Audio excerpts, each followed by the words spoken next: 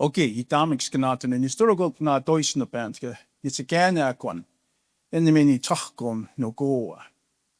I'd like to thank the being on the traditional territory of the First Nations in this region. Thank you for that. I'm not going to have slides, so you can focus on me. So I am filling in for the environmental manager, Alvin Firstrider. Thanks for letting me know last night. I'm ready. So I'm the lead fire guardian. And what we do, I'm actually on the ground and doing a lot of the work. What we do is trying to bring back traditional fire, the good fire, fires that we used many hundreds of years ago, thousands of years ago. How did we use them? I'll give you an example. If we wanted buffalo in a certain area, because there are buffalo jumps in our area, we would burn that area. That would attract the buffalo to that area to feed. If they're close to the buffalo jump, that makes it easier. And then we do the buffalo harvest. There's also things that we utilize on the prairies, such as traditional plants for medicines, healing. So those kinds of things have been taken over by unwanted weeds, invasive weeds. So we try to burn that off to see if we can get the regrowth to come back. So we are now in our third burn. We just completed our third burn. I've got 7 fire guardians that work with me, and a great partnership because we also have land at the timber limits in southern Alberta, which in the middle of Waterton Lakes International Peace Park. Waterton Lakes fire crew been very helpful, have come out and assisted us, and also gave us a few courses that bring my crew up to par to as any firefighter wildfire needs.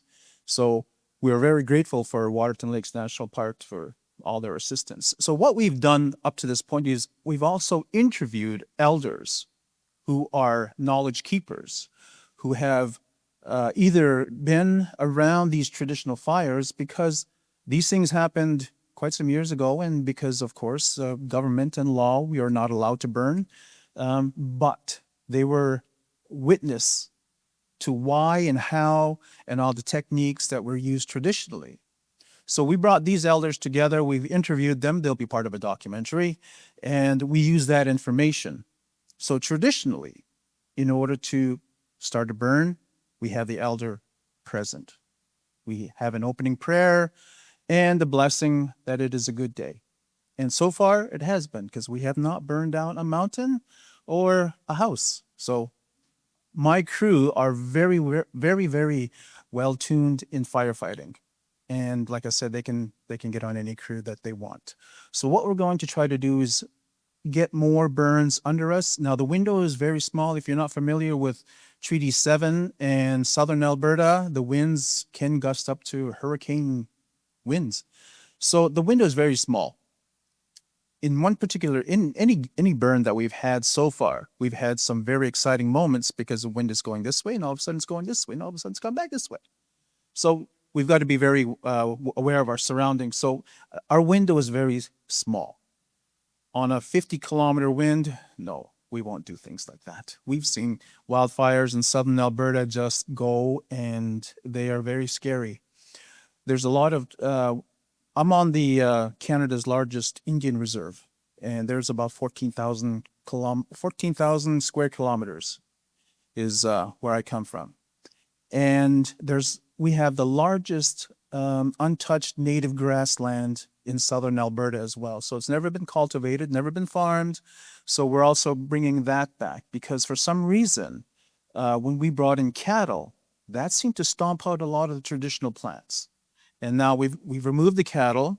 We've actually brought back buffalo, as you can see my t-shirt. We had a EME Days a couple weeks ago, and that's beginning to do something very interesting. So bringing back the buffalo, bringing back the fire, what is going to occur now? Well, these are going to be the research studies that are going to occur within the next couple of years.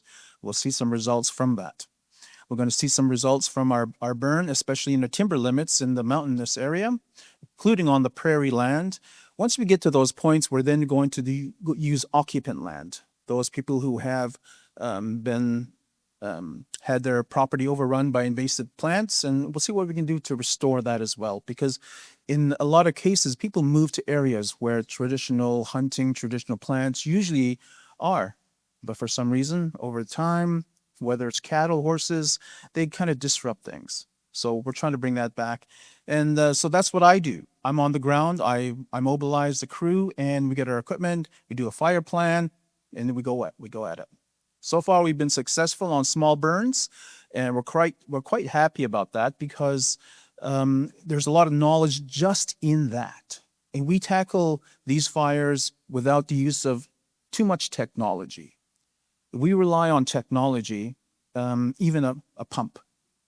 It can run out of whatever. You can blow your pump, and it doesn't work. Then what do you do if you're not very well versed in hand tools, and then you're going to be in a lot of trouble.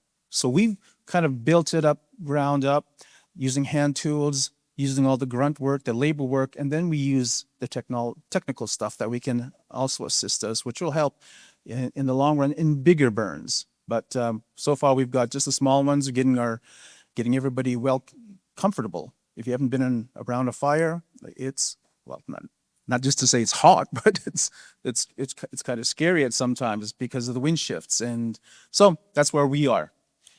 We hope to continue the program depending on partnerships, funding, and the results that we're going to be seeing in the next couple of years. And that's all.